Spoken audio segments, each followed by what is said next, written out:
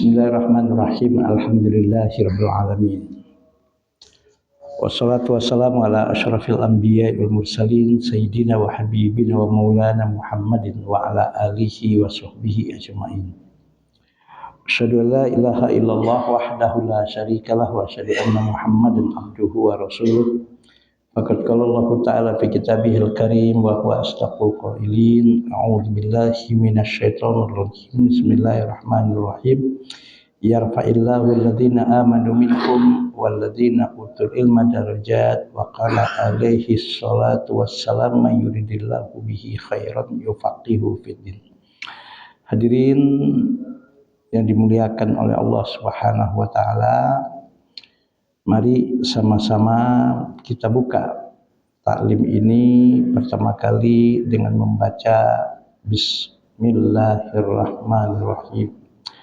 Selanjutnya mari kita membacakan suratul Fatihah. Bertawassul dengan membaca suratul Fatihah ini kita berdoa kepada Allah Subhanahu wa taala dan memohon kepada Allah Subhanahu wa taala. Mudah-mudahan orang-orang tua kita, guru-guru kita, keluarga kita, sanak famili kita, orang-orang yang kita cintai dan siapapun yang pernah berjasa dalam hidup kita, khususnya mereka-mereka yang telah meninggal dunia, kita doakan, ya Allah, ampuni semua dosa, kesalahan dan kekhilafan selama hidup mereka, ya Allah. Terima semua kebaikan dan amal soleh yang dilakukan selama hidup mereka, ya Allah. Masukkan mereka ke dalam surga-Mu, ya Allah. Dan juga dengan membaca suratul Fatihah ini kita bertawassul dan memohon kepada Allah, meminta kepada Allah agar kalau ada di antara kita, orang-orang tua kita, orang-orang yang kita cintai atau siapapun yang kita sebutkan tadi yang masih hidup, atau siapapun jamaah masjid ini dan juga yang telah menyumbangkan sebagian harta, tenaga, pikiran dan waktunya untuk masjid ini, yang diuji oleh Allah dengan berbagai macam penyakit, baik penyakit lahir maupun penyakit batin, ya Allah, angkat dan sembuhkan penyakit yang diderita, ya Allah. Yang diuji dengan berbagai macam kesulitan hidup, problematika hidup, persoalan hidup, ya Allah, berikan solusi dan jalan keluar yang terbaik dan mulia menurut Engkau, ya Allah. Ya Allah, lapangkan dan luaskan serta berkahi, ya Allah, rezeki yang Kau berikan kepada kami dan mereka semua yang masih hidup, ya Allah, sehingga menjadi rezeki yang halal, rezeki yang berkah yang membawa kepada kemuliaan hidup dunia dan akhirat.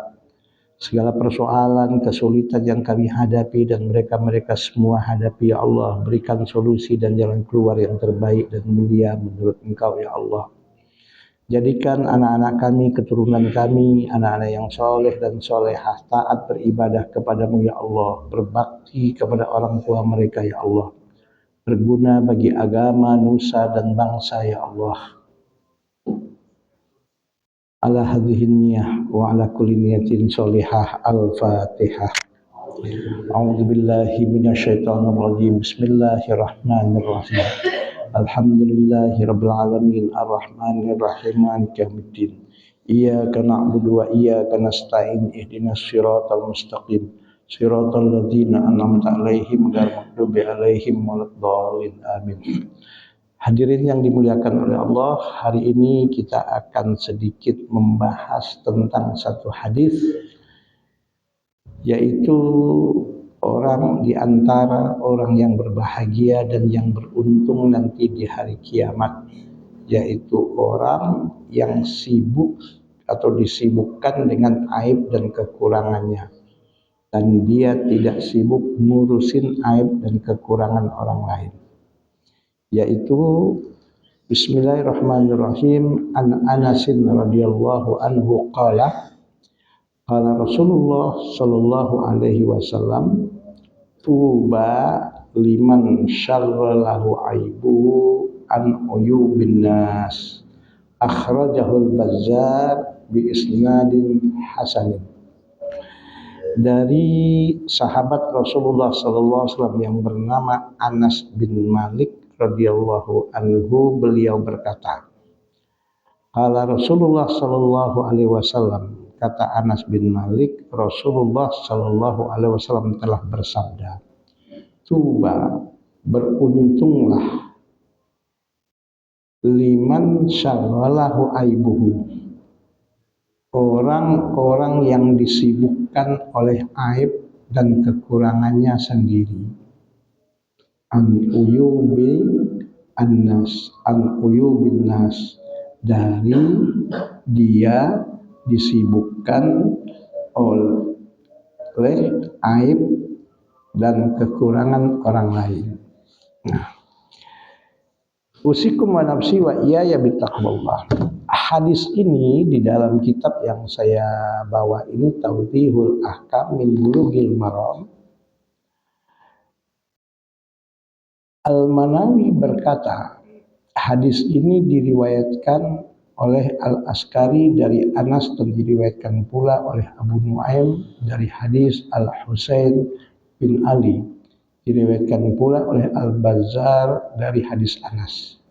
Al-Iraqi berkata, seluruh jalur pengriwayatan yang telah disebutkan adalah, katanya, kata Al-Iraqi, hadis ini tidak kuat, tetapi hadis ini telah dinilai hasan sanadnya oleh Ibnu Hajar Al-Asqalani karena melihat jalur-jalur pengriwayatan yang banyak. Wallahu a'lam bishawab. Jadi walaupun ada yang mengatakan hadis ini hadis dhaif, tapi justru seorang ahli hadis yang kita kenal, seorang ulama hadis yang bernama Ibnu Hajar Al-Asqalani. Ibnu Hajar Al-Asqalani ini menulis kitab hadis syarah Bukhari, ya.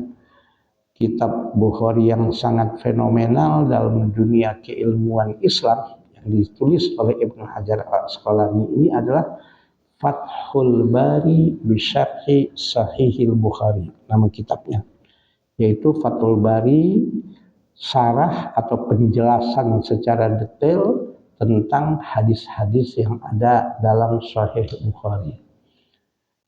Fathul Bari ini cukup banyak, 14 jilid ya, 14 jilid. Kalau kebetulan alhamdulillah saya punya kitab Fathul Bari ini di rumah ya. Kebetulan juga alhamdulillah ketika saya ke Kairo, ke Mesir, saya juga sempat berziarah ke makam Ibnu Hajar Al-Asqalani. Ibnu Hajar Al-Asqalani ini dimakamkan di Kairo, Mesir.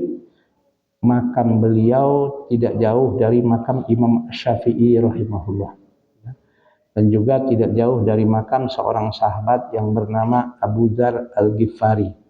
Dan juga di tempat itu dimakamkan seorang ulama yang sangat dikenal, gurunya Imam Syafi'i, yaitu Waqi', ya, di daerah pemakaman di kota Kairo, Mesir. Dan Ibnu Hajar Asqalani ini seorang ulama hadis secara fikih bermazhab Syafi'i.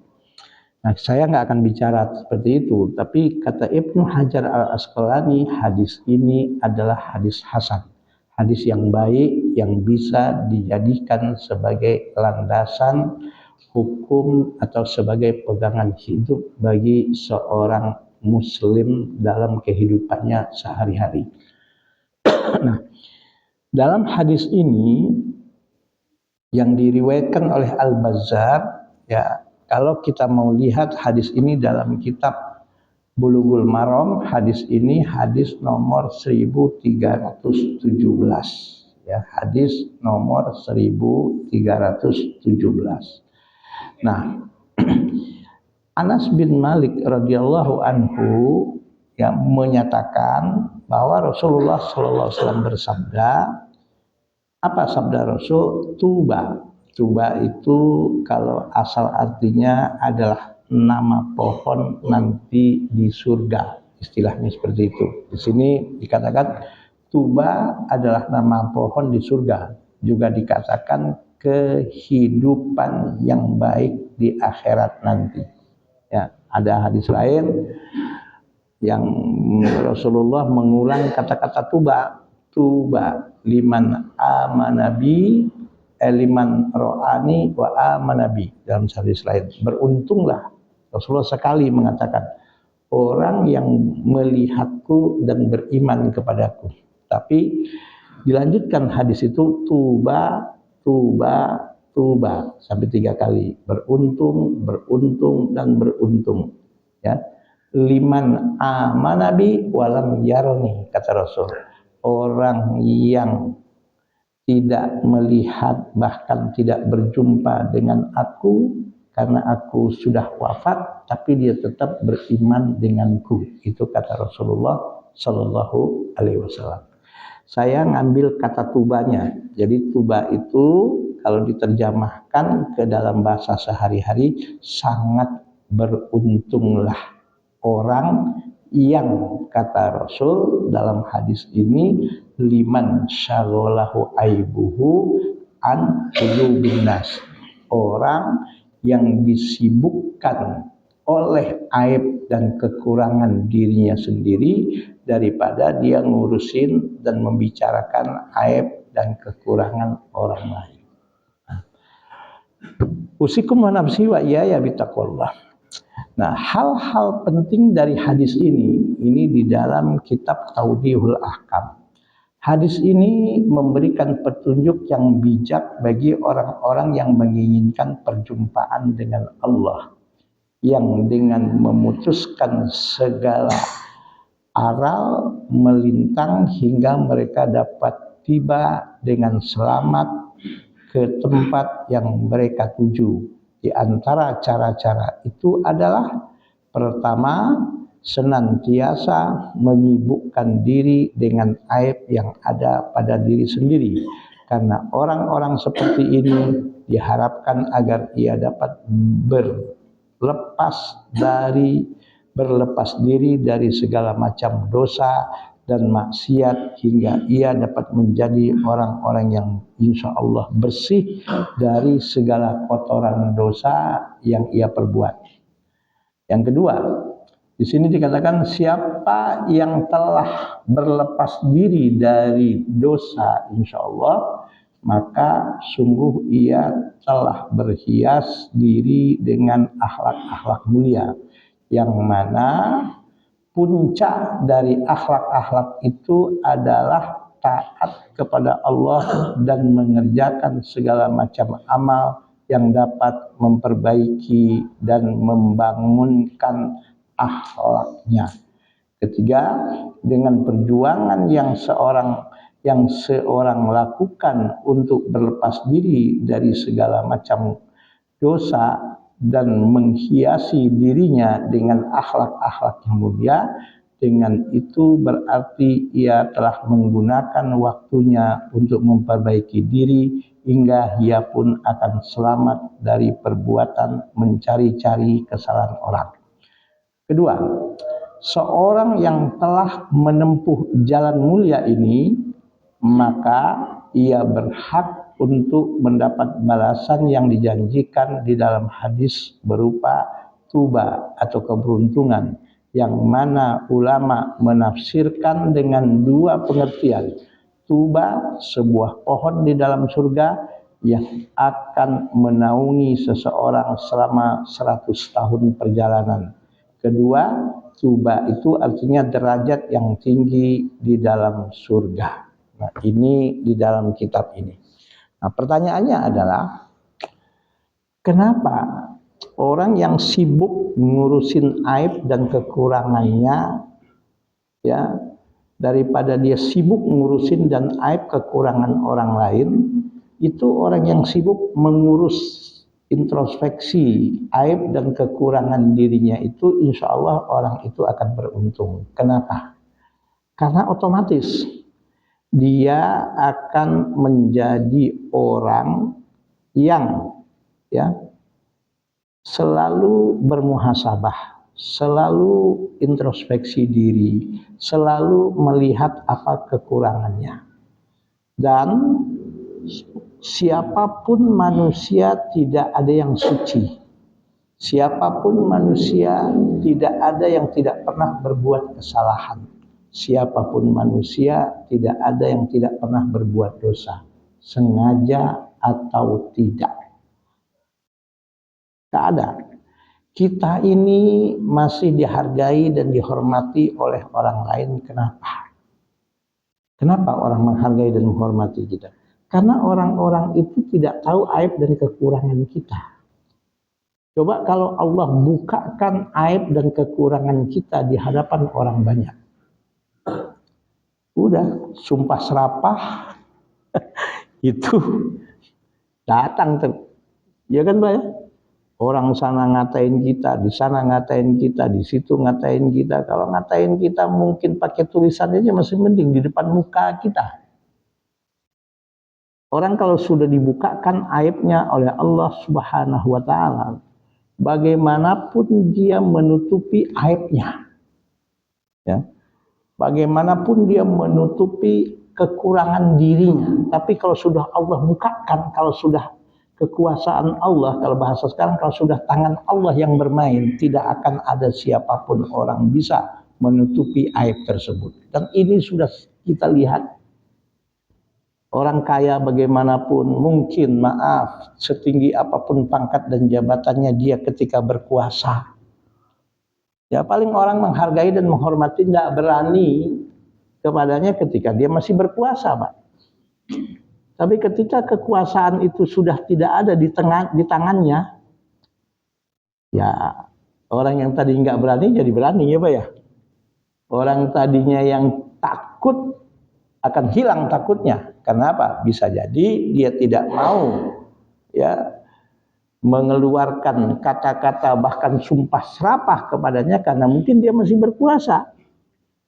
Tapi ketika orang itu sudah tidak berkuasa, kan banyak kita lihat itu, kalau kita lihat medsos-medsos, orang-orang yang tadinya dihargai, dihormati, dielu-elukan, untuk dia masih kelihatan dielu-elukan, dia harus bayar orang lain, orang banyak, Pak. Direkayasa itu, Pak.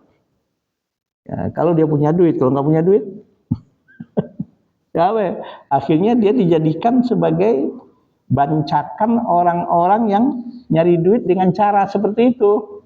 Padahal orang seperti itu juga sebetulnya nggak suka kepadanya, suka karena dia masih dapat sesuatu, ya, ya mungkin dianggap itu pekerjaan dia gitu loh. Coba ketika orang yang seperti itu sudah tidak ada lagi uang dan kekayaannya untuk membayar orang lain, apa masih ada orang yang mengeluh-elukannya? Mungkin hampir tidak ada sudah. Nah, semua kita pasti punya kekurangan. Makanya itu ada satu kata hikmah mengatakan begini, man tolaba akhon bila aibin bakia bila akhin. Siapa manusia ini kalau ingin mencari sahabat, mencari teman, tapi syarat yang ada pada dirinya, temannya orang lain itu tidak mau punya, dia tidak mau teman dan sahabatnya itu punya kekurangan, ya punya aib, maka baqiya bila akhin, sampai kapanpun dia tidak akan pernah mendapatkan teman dan akan mendapatkan sahabat, gak ada. Kenapa? Karena memang manusia itu tidak ada yang suci. Semua manusia pasti pernah berbuat kesalahan, sengaja atau tidak. Ya, man talaba akhon bila aibin baqiya bila akhin. Barang siapa yang mencari teman, mencari sahabat, dia kepengen orang yang menjadi temannya itu nggak punya kekurangan sedikit pun. Ya, jangankan cari teman, cari pasangan hidup. Ya Pak ya. Siapa orang yang ingin mencari pasangan hidup, seorang laki-laki ingin mencari istri, istri ingin mencari suami, dia nggak mau pasangan hidupnya punya kekurangan. Ya sampai mati jomblo lah. Sampai mati nggak akan dia dapat teman, nggak akan dia dapat sahabat, nggak akan dia mendapatkan pasangan hidup. Nah, persoalannya manusia ini ego, Pak. Ego, dia maunya orang lain yang nggak punya aib, sementara dia sendiri nggak sadar. Bisa jadi kekurangan dirinya lebih banyak daripada kekurangan orang lain. Bisa jadi kayak gitu kan, Pak? Nggak ada manusia di dunia ini yang nggak punya kekurangan, nggak ada. Kenapa? Karena manusia ini ya oleh Allah Subhanahu wa taala, ya, ini Allah yang bilang dalam Al-Qur'an, wa nafsi wa masawwaha fa alhamaha fujuraha wa taqwaha qad aflaha man zakkaha wa qad khaba man dassaha. Ini manusia siapapun, ya, Rasulullah Shallallahu Alaihi Wasallam itu karena dia maksum saja, dijaga, diprotek oleh Allah 24 jam dengan wahyu Rasul itu, sehingga dia setelah resmi menjadi nabi dan menjadi Rasul itu diprotek oleh Allah 24 jam dengan wahyu, sehingga Allah menjamin wa ma yantiqu anil hawa in huwa illa wahyu yuha. Rasul itu tidak pernah setelah dia menjadi nabi, setelah dia menjadi rasul, mengucapkan satu ucapan, mengeluarkan satu statement, mengeluarkan satu pernyataan yang berdasarkan hawa nafsunya sebagai manusia, nggak pernah. Kata Allah, in huwa illa wahyu yuha. Segala apapun ucapan, ungkapan, ya, pernyataan yang diucapkan oleh Rasul Muhammad SAW setelah dia menjadi nabi, setelah dia menjadi rasul, ya, apalagi yang ia lakukan, yang diucapkan pun, yang pernyataan yang keluar dari lidahnya pun, apalagi perbuatannya, itu nggak pernah, kata Allah, keluar dari hawa nafsunya sebagai manusia, nggak pernah. In huwa illa wahyu yuha, kecuali apa yang beliau ucapkan, pernyataan yang beliau nyatakan, apalagi yang beliau lakukan, itu semuanya berdasarkan wahyu yang Allah berikan kepadanya. Inilah, ya, yang sebagai dalil kenapa apa yang diucapkan oleh Rasul, kalau memang itu terbukti adalah ungkapan, ucapan, statementnya Rasul, apa yang dilakukan oleh Rasul, bahkan pernyataannya pun, persetujuannya pun tentang apa yang diucapkan dan yang dilakukan oleh sahabat, dan dia tahu, itu menjadi sumber hukum, Pak, yang disebut dengan hadis. Maka hadis itu ada 3 macam. Ada namanya hadis qauli, hadis berupa qaul, ungkapan, ucapan apa yang dinyatakan oleh Rasul Muhammad SAW setelah beliau menjadi Rasul. Itu satu. Yang kedua, hadis fi'li, apa yang dilakukan oleh Rasul, ya, setelah beliau resmi Allah pilih menjadi Nabi dan Rasul. Yang ketiga, hadis takriri. Jadi hadis qauli, hadis fi'li, hadis takriri. Apa itu hadis takriri? Hadis berupa persetujuan Rasulullah SAW terhadap apa yang dilakukan oleh sahabat, atau yang dan Rasul tahu dan Rasul mendengar dan dia tidak membantah. Nah, itu juga dianggap sebagai hadis. Nah, kenapa? Karena Rasulullah Muhammad SAW setelah beliau menjadi Rasul, Allah yang bilang, wa ma yantiqu anil hawa in huwa illa wahyu yuha. Rasul itu setelah resmi dia menjadi Nabi dan menjadi Rasul, dia tidak pernah mengucapkan apapun ucapan, ungkapan apapun yang dia ungkapkan, perkataan apapun yang ia katakan, berdasarkan hawa nafsunya sebagai manusia. Tetapi semua yang diucapkan, apalagi yang dilakukan, in huwa illa wahyu yuha, semua berdasarkan wahyu yang Allah berikan kepadanya. Nah, kita nggak dapat wahyu, Pak. Kita nggak dapat wahyu. Kita yang ada pada diri kita, kata Allah, ya, wa nafsi wa masawwaha fa alhamaha fujuraha wa taqwaha. Demi jiwa yang Allah ciptakan terhadap manusia. Ini Allah bersumpah, wa nafsi wa masawwaha fa alhamaha fujuraha wa taqwaha. Manusia itu diberikan inspirasi, fa alhamaha fujuraha. Inspirasi apa? Untuk menjadi orang jahat. Untuk jadi orang yang melanggar hukum. Tapi pada waktu yang sama, ya, manusia itu juga diberikan inspirasi, diberikan ilham oleh Allah untuk menjadi sebaik-baik manusia dan semulia-mulia manusia, yaitu menjadi orang bertakwa. Nah, Allah kasih pilihan, karena kita pun juga punya akal, Mbak. Kita punya akal yang bisa membedakan mana yang baik dan mana yang buruk. Kita punya hati nurani, bisa membedakan yang mana yang baik, mana yang buruk.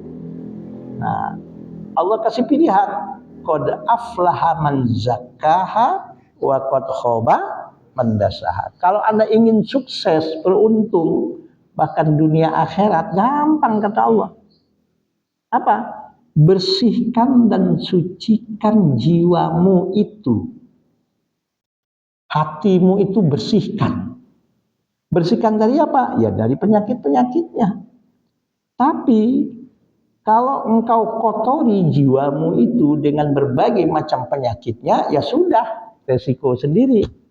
Wa qad khaba man dassaha. Betul-betul kalian akan merugi dan telah merugi siapapun orang yang mengotori jiwanya.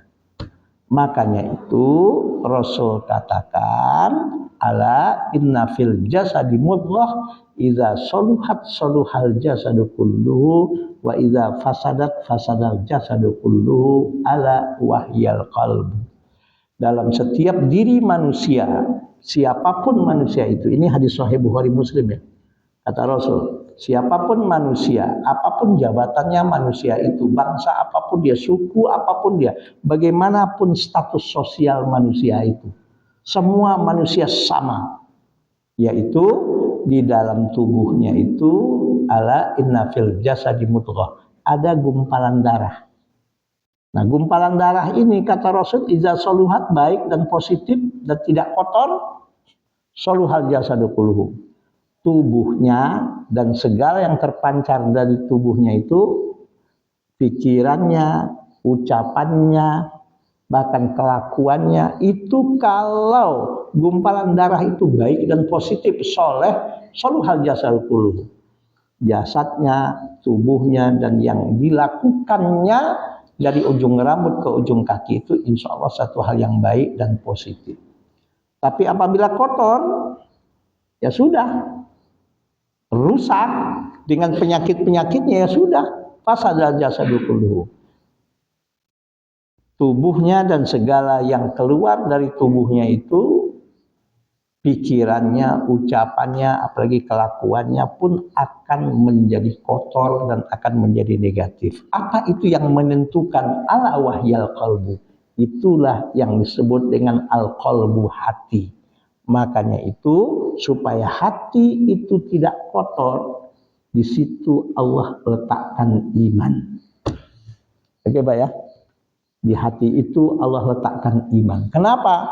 Karena hati itu sesuatu yang sangat dalam. Sedalam-dalamnya lautan itu masih bisa dijangkau. Tapi sedalam-dalamnya apa yang ada di hati manusia, tidak ada yang bisa untuk mengeluarkan. Kalau memang imannya itu kuat dan kokoh. Oke, Pak? Nah, jadi kita tahu sendiri kan dalam surat Al-Hijr ayat 15, ya, ayat 39 dan ayat 40. Al-Hijr ya, surat Al-Hijr ayat 39 dan ayat 40. Al-Hijr. Apa Allah katakan? Ini Allah yang mengatakan, Pak. Apa kata Allah? A'udzubillahi minasyaitonirrajim. Bismillahirrahmanirrahim. Ini semua manusia ya, Pak ya. Kata Allah, ya, ketika menjelaskan surat Al-Hijr ayat 39 dan ayat 40 itu. Waqala, ya, iblis berkata. Apa kata iblis? Waqala, iblis berkata. Apa kata iblis? Waqala, apa ya? Kok lupa saya. Oh ya. Bukan wakola, kola. Kola, berkata iblis. Apa kata iblis? Rabbi bima aghwaytani. Rabbi, ya Tuhanku. Jadi kalau ada yang mengatakan iblis itu tidak bertuhan, salah, Pak. Iblis itu bertuhan, Pak. Dan iblis mengakui Allah sebagai Tuhannya. Dalilnya ini. Qala, berkata iblis, Rabbi, ya Tuhanku. Bahkan bisa jadi iblis itu lebih yakin dan lebih percaya Allah sebagai Tuhannya daripada kita. Kenapa, Pak? Karena iblis pernah bertemu langsung dengan Allah. Dan iblis berdialog dengan Allah. Kita, jangankan berdialog, ketemu aja belum pernah. Jadi kalau ada orang yang mengatakan, ya, iman itu hanya cukup percaya dan yakin akan adanya Allah, terus terang aja, iman itu hanya cukup dengan percaya dan yakin dengan adanya Allah. Terus terang aja, iblis lebih beriman dari kita. Kenapa? Karena iblis itu pernah bertemu dan berdialog dengan Allah. Mana yang lebih percaya dan yakin? Orang yang pernah ketemu sesuatu atau yang belum pernah ketemu sesuatu tentang adanya sesuatu itu? Pak, siapa yang lebih percaya dan lebih yakin tentang sesuatu? Orang yang pernah ketemu, ya, melihat terhadap sesuatu itu, atau orang yang belum pernah melihat tentang sesuatu? Siapa yang lebih yakin, Mbak? Orang yang pernah bertemu, dan apalagi dia berbicara, berdialog. Jadi kalau iman itu ukurannya hanya sekedar percaya dan yakin Allah sebagai Tuhan, iblis itu lebih beriman dan lebih yakin dari kita. Kenapa? Iblis pernah bertemu dengan Allah, bahkan dia mengakui Allah itu sebagai Tuhannya. Itu yang saya katakan tadi dalam surat Al-Hijr, Rabbi bima aghwaytani, katanya. Ya Tuhanku, oleh karena Engkau telah memutuskan bahwa aku sesat. Nah, ya, karena aku sesat. Terus la uzayyinanna lahum fil ardi wa la ughwiyannahum ajma'in, kata iblis. Maka aku pasti akan jadikan segala bentuk kejahatan, segala bentuk dosa dan maksiat itu tampak indah bagi manusia di permukaan bumi.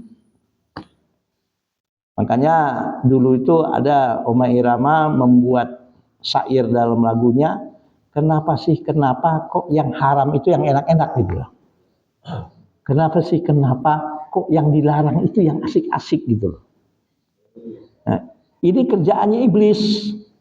Iblis bersumpah, la uzayyinanna lahum fil ardi. Segala bentuk dosa, kejahatan, maksiat itu oleh iblis dibikin seakan-akan indah dan mengasihkan di mata manusia. Dan iblis bersumpah, wala ughwiyannahum ajmain, siapapun makhlukmu yang bernama manusia akan aku sesatkan, kata iblis. Dan iblis bersumpah. Tapi iblis membuka rahasia, illa ibadaka minhumul mukhlasin, yang tidak mampu aku sesatkan, kata iblis, hanya hamba-hambamu yang terpilih di antara mereka yang dipilih oleh Allah menjadi orang-orang yang ikhlas. Oke, Pak? Jadi karena manusia itu diciptakan oleh Allah pada dirinya, apa tadi? Wa nafsi wa masawwaha fa alhamaha fujuraha. Allah bersumpah bahwa manusia itu, pada setiap diri manusia itu diilhamkan oleh Allah untuk menjadi, ya, orang-orang yang jahat, fajir, sifat-sifat jahat, sifat-sifat negatif itu ada pada diri manusia, Pak. Bahkan sekejam-kejamnya harimau tidak sekejam manusia, Pak. Coba sekarang ini Allah mengerikan. Anak kandung demi untuk mendapatkan harta dari ibunya dibunuh, dimasukin ke septic tank. Terjadi nggak sekarang, Pak? Ya kan Mbak? Ada harimau membunuh anaknya? Tidak ada. Tapi manusia banyak. Ngeri sekarang Pak. Ngeri kalau melihat medsos itu yang kejadian di Bandung beberapa waktu yang lalu, seorang perempuan cantik, putih, berkacamata kenal dengan seorang laki-laki di Facebook. Tahu pinternya ngerayu bagaimana, akhirnya disamperin tuh laki-laki. Disekap 3 tahun. Mulutnya digunting. Matanya dua-duanya dibikin buta. Kakinya ini diinin Pak, supaya nggak bisa jalan Pak. Dipotong di sini nih urat-uratnya. Dan ketangkap polisi masih hidup. Gimana tuh rasanya perempuan itu? Kenalan di Facebook dengan seorang laki-laki. Ternyata laki-laki yang dikenal orang jahat. Itu masih nggak seberapa itu. Bahkan banyak yang lebih mengerikan Pak. Itulah manusia. Sekarang lagi heboh di Depok ya. Di Depok. Lagi dicari, udah ketemu, kaki udah ketemu. Orang yang dimutilasi ya. Masih ingat saya tahun 83 dulu, satu kali kasus, mungkin Bapak ingat, terjadi di Karet Belakang Jakarta Selatan. Orang dimasukkan ke dalam kardus, dipotong 13. Masih ingat Pak, tahun 83. Heboh dunia waktu itu Pak. Semua koran, apalagi pos kota, ya, terbit, heboh setiap hari memberitakan orang di kardus ditemukan dimutilasi, dipotong 13. Tahun 83, heboh. Sekarang tahun 2026 itu udah biasa itu Pak, kayak gitu Pak. Karena ada satu teori dalam pendidikan tuh begini, oleh Pak Suharsono. Silakan baca buku ini dan cari buku ini, bagus Pak. Pak Suharsono ini seorang ahli pendidikan dan ahli psikologi dari dulu namanya IKIP Jakarta. Ya, IKIP itu sekarang UNJ. Mungkin yang di Rawamangun, Mbak. Ya, mungkin ada yang dengar kata IKIP Pak ya. Institut Ilmu Pendidikan. Perguruan ya? Perguruan, IKIP. Sekarang anak sekarang nggak kenal tuh IKIP. Nah, IKIP Jakarta. Dulu sekarang namanya UNJ, Universitas Negeri Jakarta. Itu Pak ilmu pendidikan kan? IKIP Ilmu Keguruan, Institut Keguruan Ilmu Pendidikan ya. Institut Keguruan Ilmu Pendidikan. Nah, itu dulu namanya IKIP. IKIP Bandung. Sekarang menjadi UPI, Universitas Pendidikan Indonesia. Itu dulu IKIP Bandung namanya. Ya, sebelum dinamakan Universitas yaitu kalau agama itu sering ditolak IAIN dulu. IAIN. Oke. Seorang ahli dari IKIP Bandung menulis buku namanya Mencerdaskan Anak, Pak Suharsono. Saya punya buku ini, wallahualam sekarang nggak ketemu, saya cari kemana. Saya tamat baca buku ini Pak. Apa kata Pak Suharsono? Ya, subhanallah. Suatu kebaikan, satu hal yang positif, sesuatu kebenaran, jarang dipublikasikan dan jarang dibahas dan jarang dipertunjukkan di depan umum. Sekalipun itu hal yang benar dan yang baik dan positif, karena jarang dipublikasikan ke orang banyak, jarang diinformasikan kepada orang banyak, walaupun itu hal yang baik, hal yang positif, masyarakat akan anggap hal itu hal yang aneh dan hal yang ganjil, yang harus ditinggalkan.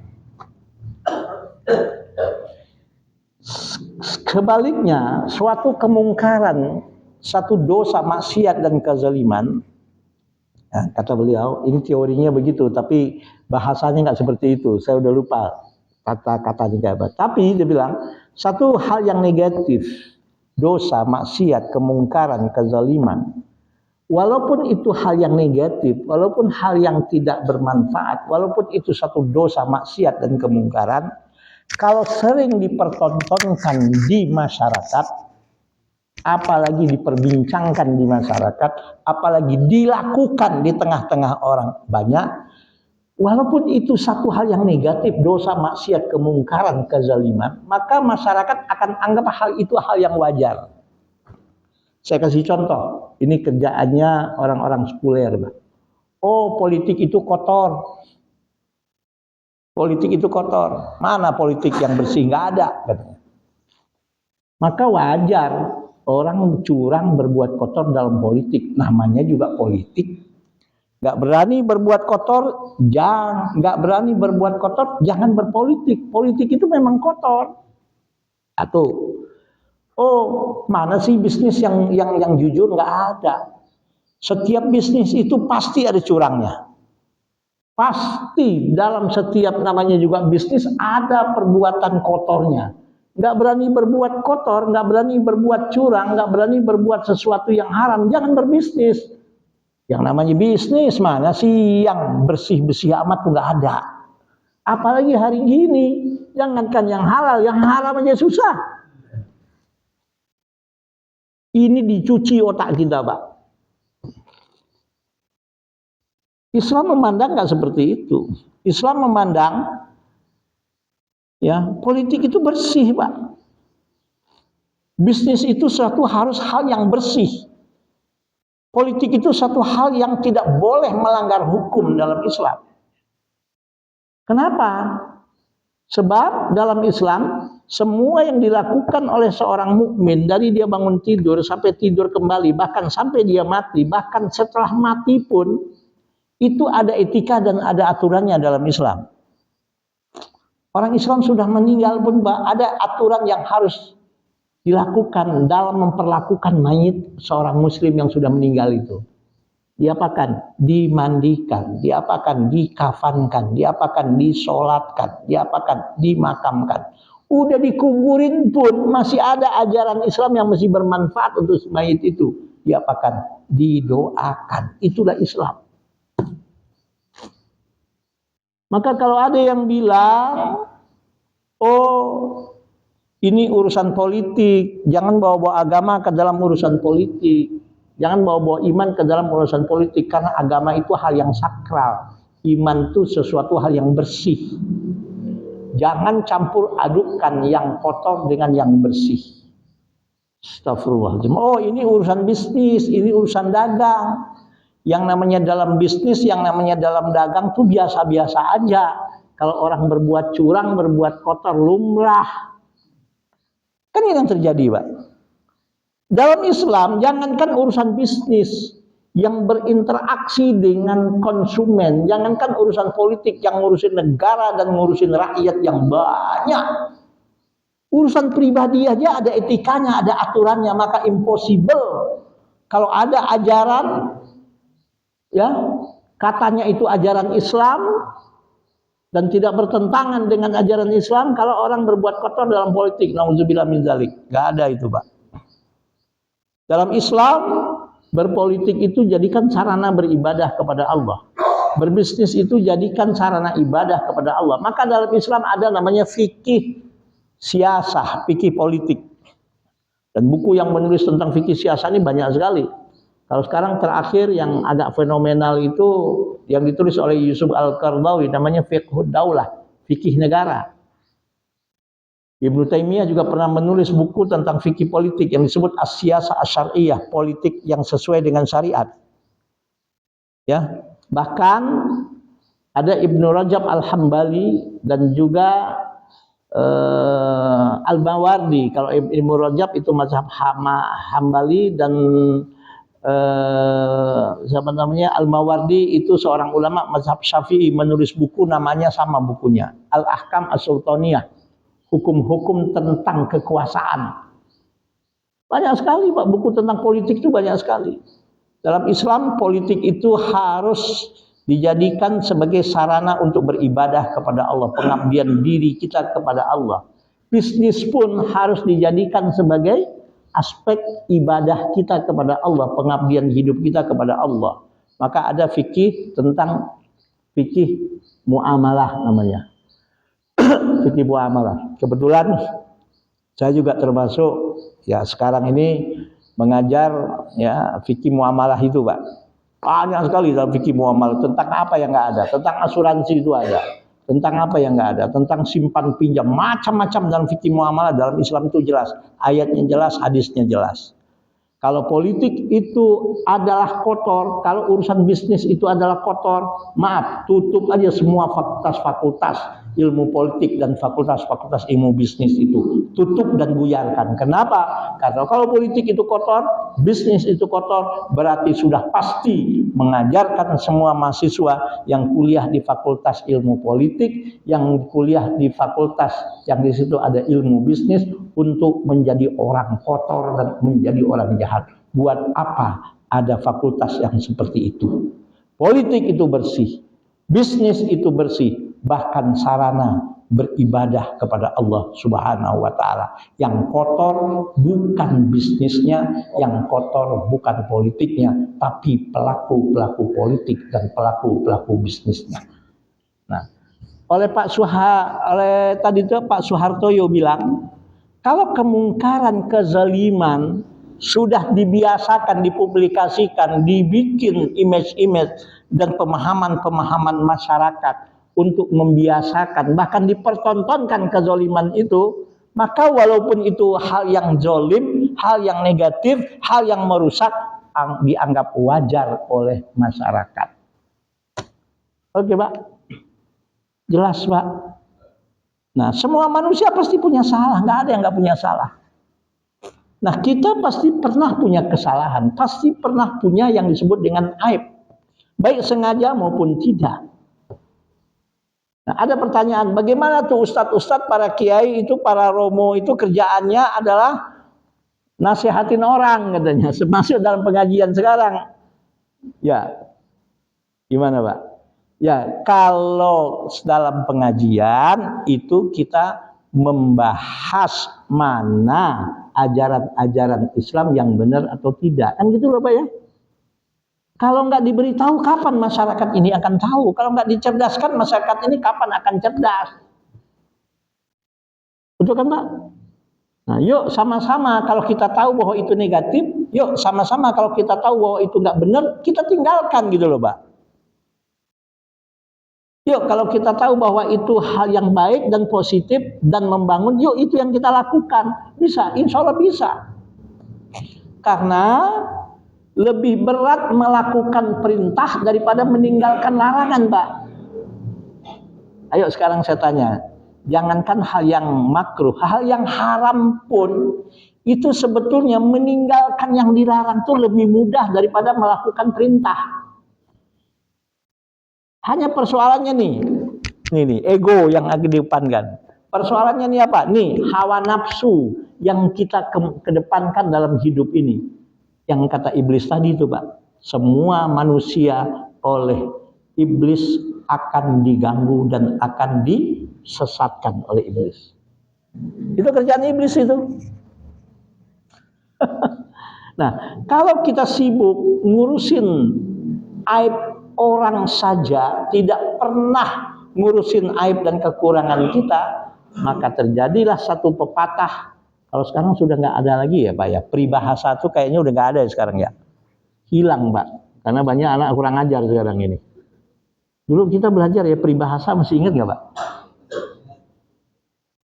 Sekarang nggak ada ya, bahasa Indonesia peribahasa itu nggak ada ya.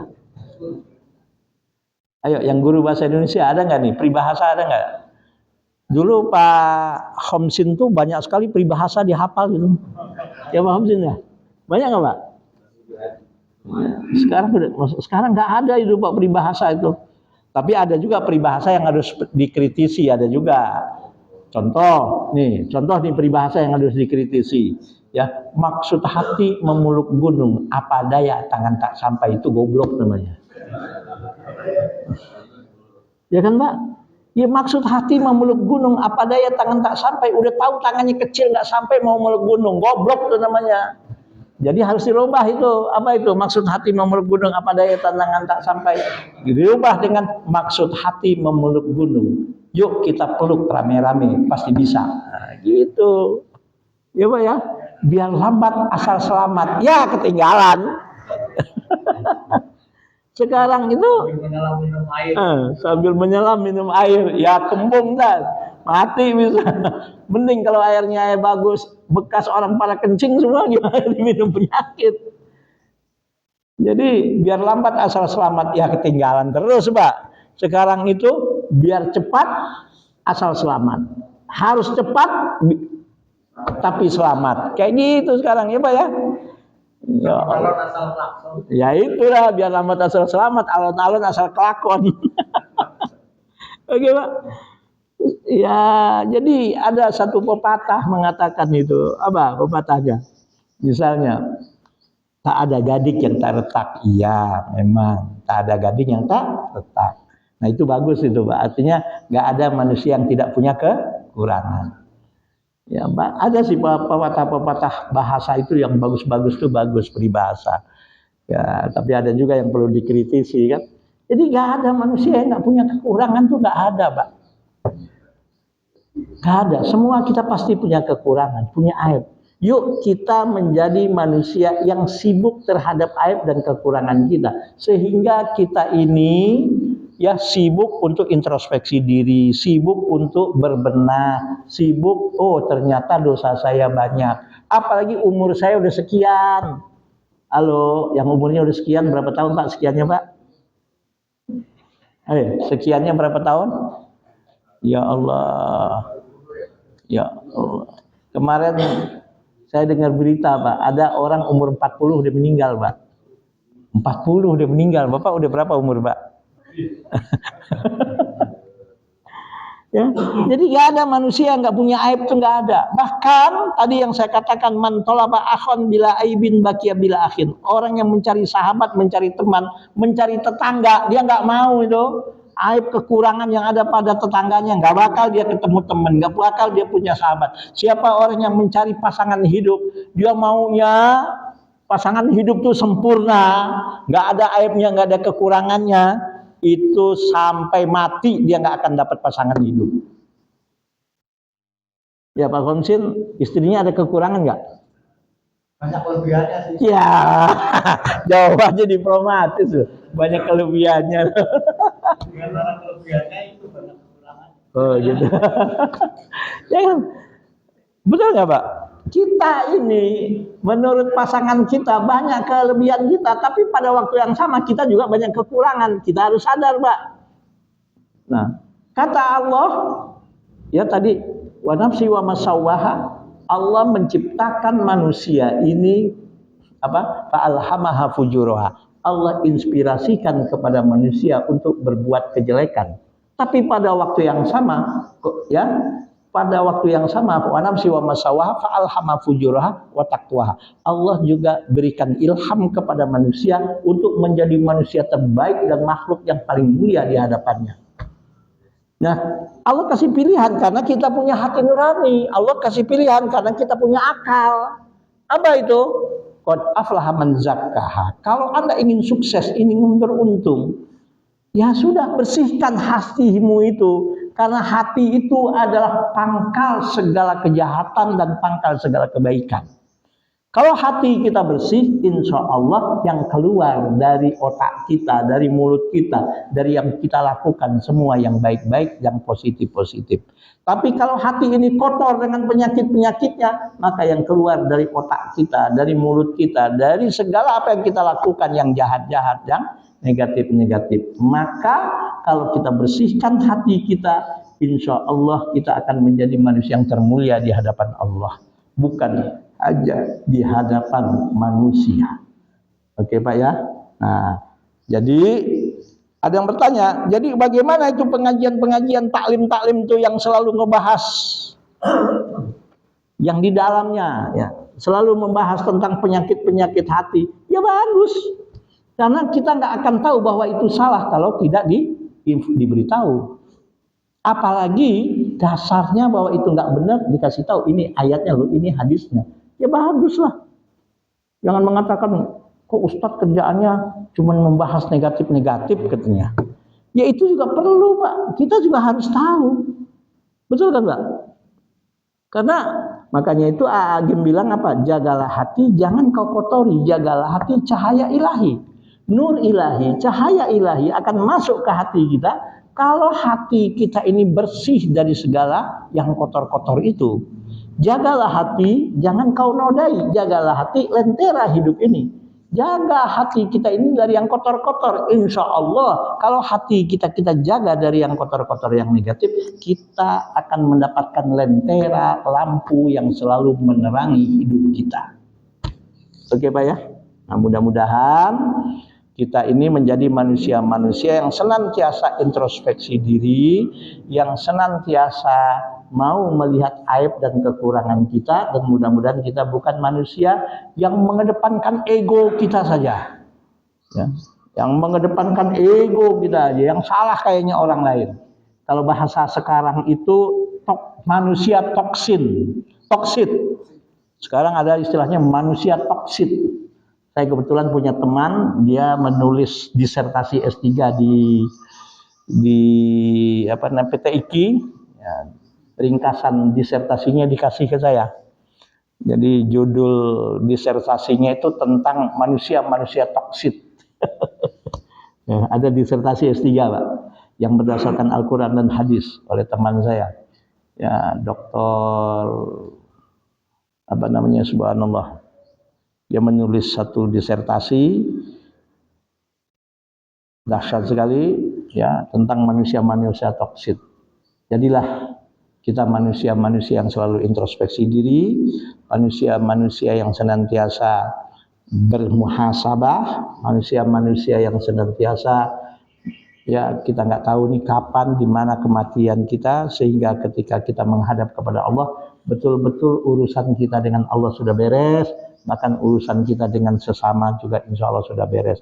Sehingga itulah yang disebut dengan tuba, beruntunglah orang-orang yang kata Rasul, ya, liman syaghalahu aibuhu, dia sibuk, dirinya sibuk untuk melihat dosa, aib, kekurangan yang ada pada dirinya, dan bukan hanya sibuk ngurusin aib orang lain.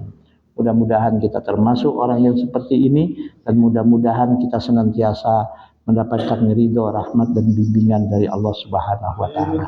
Ada pertanyaan silahkan, kalau enggak kita tutup. Ya, mangga. Terkait penjelasan ada jika seseorang dalam kelompok selalu menceritakan kekurangan orang-orang lain, itu kalau kita berteman dengan dia, apakah itu berdosa kita? Kalau kita bisa nasihati orang itu, ingatkan orang itu.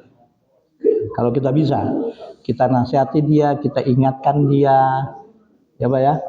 Karena bagaimanapun, ya siapa sih yang nggak punya salah? Saya kata, dia sendiri yang selalu menceritakan aib orang lain, dia sendiri pasti kesalahannya lebih banyak. Berarti orang ini dalam keadaan, ya maaf, ya kalau kita sayang sama dia, kita kasihan sama dia, kita ingatkan. Kalau kita sayang kepada dia, kalau kita kasihan kepada dia, kita nasihati. Ya. Kalau masih juga, ya sudahlah. Daripada kita ketularan nanti, terpengaruh nanti, ya sudah, kita jaga jarak. Tapi menjaga jarak kita bukan karena kita nggak suka sama dia, karena kita takut nanti kita bisa aja kena ketularan dengan sifatnya yang negatif itu. Tapi kalau kita sayang, kita kasihan, kita nasihati, kita kasih tahu bahwa nggak ada manusia ini yang tidak pernah berdosa. Tapi sejelek-jelek manusia juga pasti punya sifat positif, Pak. Karena memang Allah bilang tadi, wa nafsi wa masawaha fa'alhamaha fujuraha wa taqwaha. Allah memang berikan kepada manusia bukan hanya sifat negatif saja, sifat positif juga ada. Bahkan sifat untuk menjadi orang yang termulia dan orang yang paling mulia di hadapan Allah. Hanya sayang hawa nafsu, hanya sayang ego yang dikedepankan. Ya, karena juga intervensi iblis tadi itu, Pak, yang selalu ngipas-ngipasin, sikat bleh, kapan lagi bleh, ngomporin terus. Ya, ini yang terjadi. Jadi kalau kita sayang sama dia, kita kasihan sama dia, kita nasihati, kita ingatkan. Ya, kalau masih bandel juga, masih susah, keras kepala, ya sudahlah, kita menghindar daripada kita nanti kena toksitnya, kena racunnya. Oke, Pak? Ya, tapi kita doakan, Pak. Nah, didoain nggak apa disumpahin, dasar tuh orang aja. Nggak kalau sayang kita doakan supaya dia dapat hidayah, dapat petunjuk dari Allah Subhanahu wa taala. Oke? Ada lagi? Ya. Jadi saya nikah punya anak TK, saya memberikan parcel kertas yang berisi gambar pangeran dan putri yang nantinya akan disusun. Kemudian saya ambil parcel itu bahwa ini tidak baik untuk psikologi sana, karena kalau kita biasakan main parcel nanti suatu saat akan menjadi ventilator yang mutilasi. Apakah kekhawatiran itu benar? Ya bisa saja, Pak. Karena manusia itu memang punya kecenderungan untuk melakukan perbuatan yang jelek, dosa, bahkan maaf. Tadi saya katakan, sekejam-kejam yang namanya harimau tidak ada dia membunuh anak dia sendiri. Ya kan toh? Jadi manusia ini memang punya sifat untuk makanya dalam Islam itu ya kita wajib husnuzon kepada orang lain, Mbak. Kita wajib berbaik sangka kepada siapapun orang lain. Tapi, nah ini nih, yang terjadi itu ini, Mbak, salah dalam memahami ajaran. Oh, kita nggak boleh suzon, nggak boleh buruk sangka, kita wajib baik sangka, cuman titik. Enggak. Kita wajib husnuzon, kita wajib berbaik sangka, tapi pada waktu yang sama waspada tuh wajib. Nah ini yang nggak ada ini. Cuman baik sangka yang dikedepankan. Oh nggak boleh suzon, nggak boleh buruk sangka. Kita harus selalu baik sangka sama orang. Tapi waspada kagak, akhirnya ketipu terus. Ini HP saya nih tiap hari, Pak, banyak handphone yang nggak jelas. Sehari kadang-kadang bisa 10. Tiap hari ada aja, Pak. Saya lihat di get contact, penipu, macam-macam. Ada yang macam-macam dah. Ya Allah, saya bilang tahu tadi mana nomor saya ini ya, saya pun nomor saya ini sejak saya beli handphone nggak pernah hilang, Pak. Alhamdulillah. Nomor saya itu dari dulu. Dari tahun 1999, udah 27 tahun nomor HP saya. Tapi alhamdulillah karena nomor HP ini rezeki Allah berikan. Salah satunya adalah alhamdulillah banyak teman-teman dan sahabat yang mau membantu saya ketika saya bangun pesantren. Dengan ada nomor kontak, alhamdulillah Pak Ustadz nomornya masih dulu. Iya, saya bilang. Jadi coba kita lihat kalau nggak ada waspada sekarang. Padahal di RCTI udah jelas itu, Pak. Bang Napi bilang waspadalah. Itu kata Bang Napi di RCTI. Apa kata Bang Napi? Waspadalah. Orang melakukan kejahatan kadang-kadang bukan karena niat awalnya ingin melakukan kejahatan, karena dilihat ada peluang dia untuk melakukan kejahatan. Ada kesempatan untuk dia melakukan kejahatan. Dia lihat kita lengah.